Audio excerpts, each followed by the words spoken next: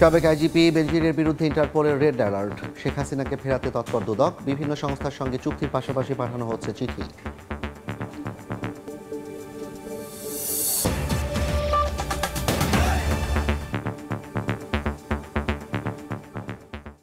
জনপদের সময়ের সঙ্গে আছি আমি জাফর সাদিক।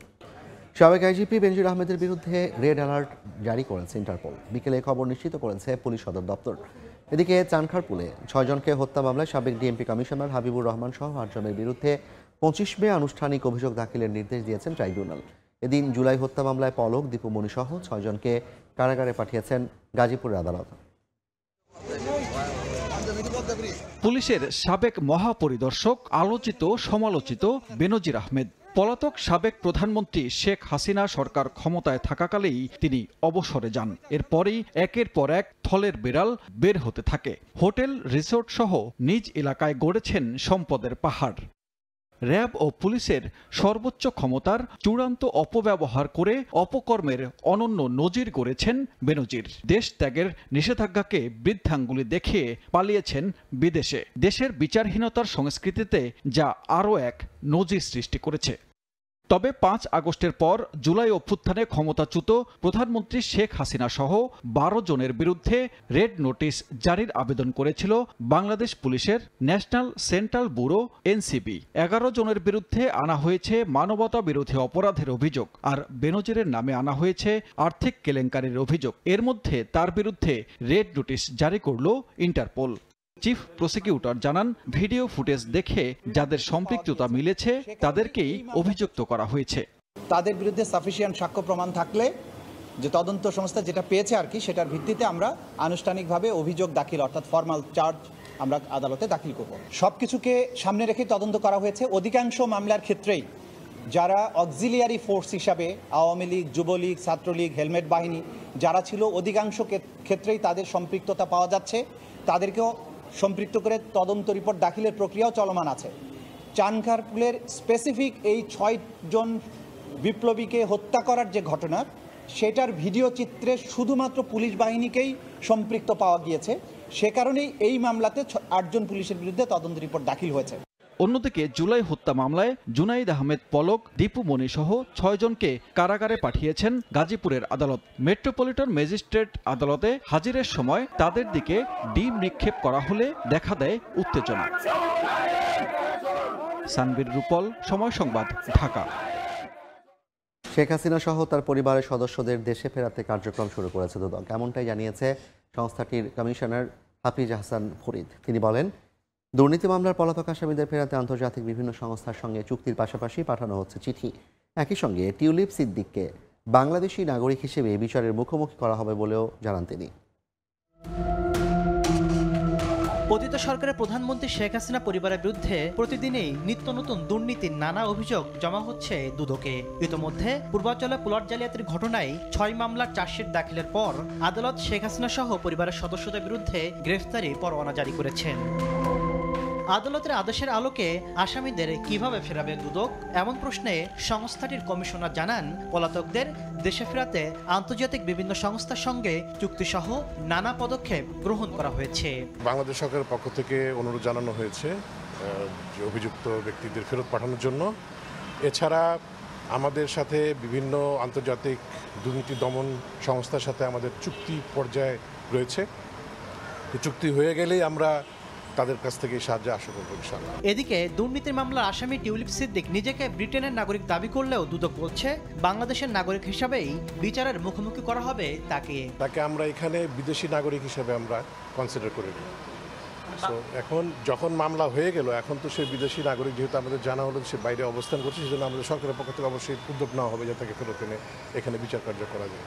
এদিন রাজশাহী সিটি কর্পোরেশনের সাবেক মেয়র খায়রুজ্জামান লিটন, তার স্ত্রী ও মেয়ে আনিকার বিরুদ্ধে 18 কোটি টাকার অবৈধ সম্পদ ও 130 কোটি টাকার সন্দেহজনক লেনদেনের অভিযোগে মামলা করে দুদক। জ্ঞাতসারে হস্তান্তর, স্থানান্তর এবং রূপান্তর করার অপরাধ অনুসন্ধানকালে প্রমাণিত হয়েছে। এদিকে আইএফআইসি ব্যাংক থেকে ঋণের নামে 7,129 কোটি টাকা আত্মসাতের অভিযোগে শেখ হাসিনার সাবেক উপদেষ্টা সালমান এফ রহমান সহ 11 জনকে জিজ্ঞাসাবাদ করার সিদ্ধান্ত নিয়েছে দুদকের কমিশন। কক্সবাজারের রাজমিস্ত্রির কাজে গিয়ে সিলেটের জকিগঞ্জ উপজেলার একই গ্রামের 6 জন রাজমিস্ত্রি শ্রমিক 7 দিন ধরে নিখোঁজ রয়েছেন। নিখোঁজ সবাই গত 15 এপ্রিল কাজের উদ্দেশ্যে সিলেটে জকিগঞ্জ থেকে কক্সবাজারের উদ্দেশ্যে বের হন। পুলিশ বলছে মোবাইলের লোকেশন ট্র্যাকিং করে 6 জনের মধ্যে 2 জনের অবস্থান কক্সবাজারের টেকনাফে শনাক্ত হয়েছে। তবে অপহরণ নাকি মানব পাচার বিষয়টি খতিয়ে দেখছেন তারা। কাজের জন্য সিলেটের জকিগঞ্জ থেকে 15 এপ্রিল কক্সবাজারের উদ্দেশ্যে রওনা দেন পশ্চিম লোহারমহল গ্রামের 5 তরুণ সহ 6 জন। স্বজনরা জানিয়েছেন পরদিন কক্সবাজারে পৌঁছার কথা জানালেও এরপর থেকেই তাদের মুঠোফোন নাম্বার বন্ধ। গত 6 দিনেও কারো খোঁজ মেলেনি। নিখোঁজ সবাই রাজমিস্ত্রির কাজ করতেন বলে জানিয়েছেন স্বজনরা। মুঠোফোন বন্ধের বিষয়টি প্রথমে তাদের কাছে স্বাভাবিক লাগলেও টানা কয়েকদিন খোঁজ না থাকায় জিডি করতে যান জকিগঞ্জ থানায়, কিন্তু সেখানকার পুলিশ পরামর্শ দেয় কক্সবাজারে জিডি করার। তবে মঙ্গলবার বিকেল পর্যন্ত কক্সবাজার থানায় কোনো জিডি হয়নি। আমরা গণমাধ্যমের মাধ্যমে জানতে পারি যে এখানে 5 থেকে 6 জন সিলেটের কিশোর এখানে এসে নিখোঁজ হয়েছেন। পুলিশ জানিয়েছে 6 জন রাজমিস্ত্রি নিখোঁজের খবর তারা পেয়েছেন। এরই মধ্যে 2 জনের মুঠোফোন নাম্বার ট্র্যাকের পর সর্বশেষ অবস্থান দেখা গেছে কক্সবাজারের টেকনাফে। বিষয়টি অপহরণ নাকি মানব পাচার তা খতিয়ে দেখছেন তারা। যদি অপহরণ হয়ে থাকে কিংবা মানব পাচার শিকার হয়ে থাকে সে বিষয়ে আমরা বিভিন্ন আঙ্গিকে আমরা চেষ্টা করছি, খতিয়ে দেখছি বিষয়টা। নিখোঁজ 6 জন হলেন জকিগঞ্জের খলাছড়া ইউনিয়নের রশিদ আহমেদ, মারুফ আহমেদ, শাহিন আহমেদ, এমাদ উদ্দিন, খালেদ হাসান ও আব্দুল জলিল। সুজাউদ্দিন রুবেল, সময় সংবাদ, কক্সবাজার। পেঁয়াজ, আদা সহ নানা মশলার মূল্য তালিকায় দাম বেশি থাকলে অভিযান শুরু হলেই কমে যায়। ব্যবসায়ীরা দেখাতে পারেন না ক্রয় ভাউচারও। ঈদুল আজহার সামনে রেখে চট্টগ্রামের খাতুনগঞ্জে জাতীয় ভোক্তা অধিকার সংরক্ষণ অধিদপ্তরের অভিযানে ধরা পড়ে দাম নিয়ে নানা লুকোচুরি। জরিমানার পাশাপাশি ব্যবসায়ীদের করা হয় সতর্ক। ঈদুল আজহার বাকি 1 মাসের বেশি সময়, এরই মধ্যেই হুট করে বাড়ছে পেঁয়াজ, আদা, রসুন সহ নানা মশলা জাতীয় পণ্যের দাম। এমন খবরে মঙ্গলবার সকালে চট্টগ্রামের খাতুনগঞ্জে অভিযানে যায় জাতীয় ভোক্তা অধিকার সংরক্ষণ অধিদপ্তর। মূল্য তালিকা ও ভাউচারের দাম নিয়ে নানা কারসাজি ধরা পড়ে অভিযানে। জরিমানার পাশাপাশি ব্যবসায়ীদের করা হয় সতর্ক। ক্রয় ভাউচার বা অন্যান্য প্রয়োজনীয় ডকুমেন্ট তাদের কাছে যথাযথভাবে নেই, তো এটা অন্য কেউ নিয়ন্ত্রণ করে অন্য কোথাও থেকে। 7 দিন আগে পেঁয়াজের কেজি 30 থেকে 35 টাকা বিক্রি হলেও 1 সপ্তাহের ব্যবধানে 50 টাকা ছুঁই ছুঁই বাড়ছে আদা ও রসুনের দামও। বিক্রেতারা বলছেন ভারতীয় পেঁয়াজ না আসায় ও কৃষক পর্যায়ে মজুত করায় বাড়ছে দাম। আমাদেরও একটু গাফিলতি আছে, বাড়ছে, এটা আমরা স্বীকার করতেছি। সামনে হয়তো পর্যাপ্ত আমদানি এখনো আছে, আশা করি হবে না। গৃহস্থগুলো এরা যখন দেখছে ইন্ডিয়ান বন্ধ তখন এরা দাম বাড়িয়ে দিচ্ছে, মাল মার্কেটে ছাড়তেছে না। পরে অভিযান চালানো হয় জিরা, এলাচ, ডালমরিচ ও ধনিয়া সহ নানা মশলার বাজারে। শফিকুল আলম, সময় সংবাদ, চট্টগ্রাম। গণঅভ্যুত্থানের সময় লুট হওয়া অস্ত্র উদ্ধারের পাশাপাশি জামিনে মুক্ত শীর্ষ সন্ত্রাসীদের নজরে রাখা হয়েছে বলে জানালেন স্বরাষ্ট্র উপদেষ্টা জাহাঙ্গীর আলম চৌধুরী। বিকেলে যশোর জেলার সরকারি বিভিন্ন দপ্তর ও সংস্থার কর্মকর্তাদের সঙ্গে মতবিনিময় সভায় একথা বলেন তিনি। পুলিশকে কাজের জন্য মাঠে নামতে হবে জানিয়ে উপদেষ্টা বলেন, পুলিশ সিভিল ড্রেসে কাউকে গ্রেফতার করতে পারবে না। বক্তব্যে মাদকের বিরুদ্ধে শক্তিশালী অবস্থান গড়ে তোলারও আহ্বান জানান উপদেষ্টা।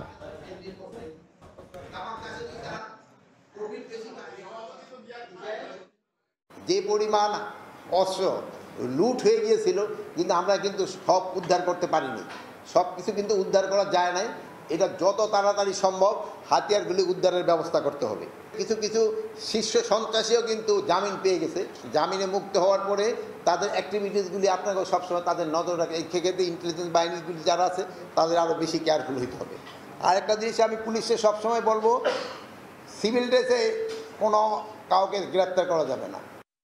চট্টগ্রামের চকবাজারে খালে পড়ে শিশু মৃত্যুর ঘটনায় 4 সদস্যের তদন্ত কমিটি গঠন করেছে চট্টগ্রাম সিটি কর্পোরেশন। বিকেলে সিটি কর্পোরেশন কার্যালয়ে জলাবদ্ধতা সহ বিভিন্ন বিষয়ে নগরীর সেবা সংস্থাগুলোর সঙ্গে মতবিনিময় সভায় একথা জানান মেয়র শাহাদাত হোসেন।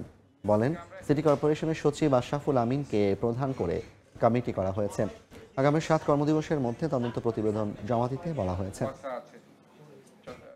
আমরা একটা তদন্ত কমিটি করে দিচ্ছি, যেটার আহ্বায়ক হচ্ছে সচিব চট্টগ্রাম সিটি কর্পোরেশন, আর সেটার সদস্য সচিব হচ্ছেন প্রধান প্রকৌশলী চট্টগ্রাম সিটি কর্পোরেশন। এর সাথে 2 জন সদস্য সেখানে আছেন আইন কর্মকর্তা চট্টগ্রাম সিটি কর্পোরেশন ও প্রধান পরিচ্ছন্ন কর্মকর্তা চট্টগ্রাম সিটি কর্পোরেশন। আমরা ওনাদেরকে 7 দিনের মধ্যেই একটি প্রতিবেদন দাখিল করার জন্য আমরা তাদেরকে ইনস্ট্রাকশন দিয়েছি। নারী জাগরণের অগ্রদূত বেগম রোকেয়া সাখাওয়াতের পৈতৃক নিবাস ছিল 350 বিঘা জমির ওপর। বর্তমানে টিকে আছে মাত্র 72 শতক। বিগত কোনো সরকারই মহিয়সী এই নারীর পৈতৃক ভূমি উদ্ধারের পদক্ষেপ নেননি। বেগম রোকেয়ার বীরত্বগাথা স্মৃতি সংরক্ষণের দাবি সংশ্লিষ্টদের। শাকিল মাহমুদের ছবিতে নাজমুল ইসলাম নিশাতের রিপোর্ট।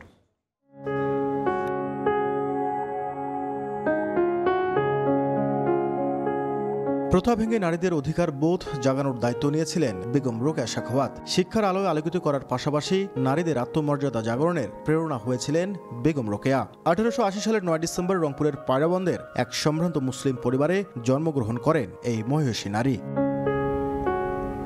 জমিদার পরিবারে জন্ম নেয়া বেগম রোকেয়ার বিশাল পৈতৃক জমি, বাস্তবিটা সবই ধীরে ধীরে দখল হয়েছে। অবশিষ্ট 72 শতকের মধ্যে 40 শতকে গড়ে উঠেছে বেগম রোকেয়া মেমোরিয়াল উচ্চ বিদ্যালয়, 2 শতকে বেগম রোকেয়া স্মৃতিকেন্দ্র আর 30 শতক বসতভিটা হিসেবে সংরক্ষণ করেছে প্রত্নতত্ত্ব অধিদপ্তর। তবে ভবিষ্যৎ প্রজন্মের কাছে বেগম রোকেয়ার ত্যাগ ও নারীদের অধিকার আদায়ের যে বীরত্বগাথা লড়াই তা ধরে রাখতে কার্যকরী উদ্যোগ নেওয়ার দাবি জানিয়েছেন রোকেয়া প্রেমীরা। বেগম রোকেয়া সাখাওয়াত হোসেন একজনই আমাদের অহংকার। আমরা চাই যে রোকেয়ার এই জমিগুলো উদ্ধার করে রোকেয়া স্টেট নাম দিয়ে এই জমিগুলো রাখা হোক। জেলা প্রশাসক জানালেন, বেগম রোকেয়ার পৈতৃক জমি উদ্ধারে একটি তদন্ত কমিটি গঠনের পাশাপাশি প্রয়োজনীয় উদ্যোগ নেওয়া হয়েছে। সরজমিনে একটা তদন্ত আমাদের কার্যক্রম শুরু করা হবে খুব শিগগিরই, যে আসলে মূল প্রপার্টিটা ওনার কতখানি এবং কতখানি রয়েছে আর কতখানি বেদখল আছে এই বিষয়ে। বেগম রোকেয়ার বেদখল হওয়া পৈতৃক সম্পদ উদ্ধারে 2012 সালে human rights and piece for Bangladesh নামে একটি সংগঠন উচ্চ আদালতে মামলা করেন, যা এখনও বিচারাধীন। নাজমুল ইসলাম নিশাত, সময় সংবাদ, রংপুর। জনপদের সময়ের শীর্ষ সংবাদগুলো জানিয়ে দিচ্ছে আরেকবার। সাবেক আইজিপি বেনজিরের বিরুদ্ধে ইন্টারপোলের রেড অ্যালার্ট। শেখ হাসিনাকে ফেরাতে তৎপর দুদক। বিভিন্ন সংস্থার সঙ্গে চুক্তির পাশাপাশি পাঠানো হচ্ছে চিঠি।